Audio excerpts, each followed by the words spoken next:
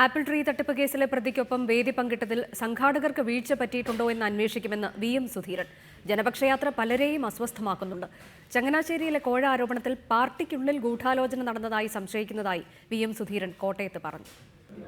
Apple tree തട്ടിപ്പ് കേസിലെ പ്രതിക്കൊപ്പം വേദി പങ്കിട്ടത് വിവാദമായ സാഹചര്യത്തിലാണ് ഇക്കാര്യത്തിൽ വിശദമായ അന്വേഷണം നടത്താൻ സുധീരൻ ഉത്തരവിട്ടത്. ജെയിംസിനെതിരെ നേരത്തെ നടപടിയെടുക്കേണ്ടതായിരുന്നുവെന്നും സുധീരൻ പറഞ്ഞു. അദ്ദേഹം ഹാരമണിയിക്കാൻ വന്നപ്പോഴേ അത് തടഞ്ഞിരുന്നു. പിന്നെ ശരിക്കും പറഞ്ഞാൽ അദ്ദേഹം മറ്റത്തിരുന്നു എന്നുള്ളത് പിന്നീടാണ് മനസ്സിലായത്. ഏതായാലും ഈ കാര്യത്തിൽ സംഘാടകരുടെ ഭാഗത്തുനിന്ന് വല്ല വീഴ്ചയുണ്ടോ,